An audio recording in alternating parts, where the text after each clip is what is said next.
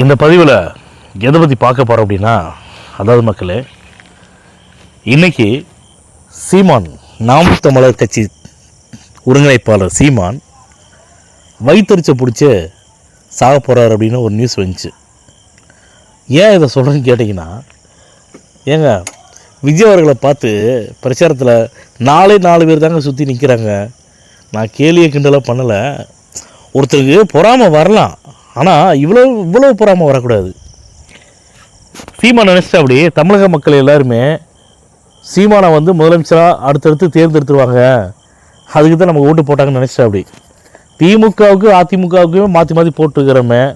ஒருத்தர் கத்திட்டு கிடக்கிறான், அவனுக்கு போய் தொலைட்டு, அவன் ஜெயிக்கிறான் தோக்குறான், அவன் முதலமைச்சராக வரமாட்டாங்கிறது எல்லாருக்குமே தெரியும்.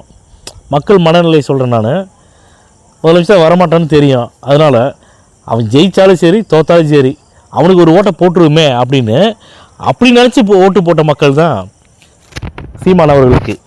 குறிப்பாக சொல்லணும்னா 2021 வருஷத்தில் நடந்த சட்டமன்ற தேர்தலில் விஜய் அவருடைய ரசிகர்களுடைய ஓட்டு மட்டும் பார்த்திங்கன்னா கிட்டத்தட்ட 50% ஓட்டு சீமானுக்கு விழுந்திருக்கும். வெறும் 4 பேரை வச்சுட்டு நான் தன்னந்தையாக நிற்கிறேன், நான் ஒத்த நிற்கிறேன், தனியாக நிற்கிறவன் வீரன் அப்படின்னா, தனியாக நீ நில்லு, எங்கேயாச்சும் காட்டில் போய் நில்லு, நீ ரோட்டில் ஏன் நிற்கிற, தனியாக நிற்கிற அப்படியா? அதை சுற்றி 4 பேர் இருக்கிறான். உனக்கும் விஜய்க்கு வித்தியாசம் இல்லையா திரு சீமான் அவர்களே? இந்த பதிவை நாம் தமிழர் கட்சியில் யாராவது ஒருத்தர் பார்த்தீங்க அப்படின்னா, பேசணும்னு நினச்சிங்கன்னா தயவு செஞ்சு கால் பண்ணி பேசுங்க. சீமானும் விஜய் ஒன்றா? விஜய் இன்னைக்கு வாடான்னு பேசுகிற அப்படி, போடா வாடான்னு பேசுகிற அப்படி சீமான் அவர்கள் ஏன்னா வயிற்றுச்ச தாங்க முடியல. விஜய் அவர்களுக்கு என்னடா எவ்வளோ பெரிய நெருக்கடி கொடுத்தாலும் மீண்டும் வர்றானவன், நம்ம திமுகட்டையும் சரி அதிமுகட்டையும் சரி நம்ம வாக்கு கொடுத்துட்டோமே, உங்கள் 2 பேருக்கு இடையில வேறு எவன் அரசியல் கட்சி ஆரம்பித்து வந்தால் கூட அவனை நான் வரவிடாமல் பார்த்துக்கிறேன் அப்படின்னு சொல்லி வாக்கு கொடுத்துட்டோமே, இப்போ அந்த வாக்கு நம்ம மீறுற மாதிரி ஆயிடுச்சு அப்படின்னு சொல்லிட்டு சீமானுக்கு வயிற்றுச்சல் ஆரம்பிச்சிருச்சு.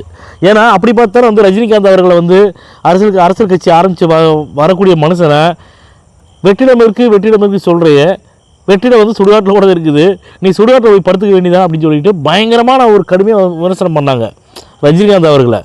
மராட்டியன் தமிழன் கிடையாது அப்படின்னு சொல்லி ஏகப்பட்ட விமர்சனத்தை வச்சா அப்படி இந்த சீமான். இப்போ நான் என்ன சொல்கிறேன்னா, நீ எவ்வளோதான் குறுக்கி பண்ணாலும் உனக்கு பின்னாடி கூட்டம் வரமாட்டேங்குதேயா, மக்கள் உனத்தை நம்ப மாட்டேங்கிறாங்களே. நீ நல்லாவே தெரியுது, மக்களுக்கு நல்லா தெரியுது, நீ காசுக்கு மாரடிக்கிறாலும் நீ ஒரு கைக்கூலிங்கிறது மக்களுக்கு நல்லா தெரியும். நீலாம் விஜய்கிட்ட சேலஞ்ச் பண்ணலாமா? ஆளாளப்பட்ட ஸ்டாலின் அவர்களுடைய தொகுதியிலே மக்கள் செல்வாக்கு இல்லை. ஆனால் விஜய் அவர்களுக்கு மக்களுடைய பேராதரவு எவ்வளோங்கிறது உலகத்துக்கு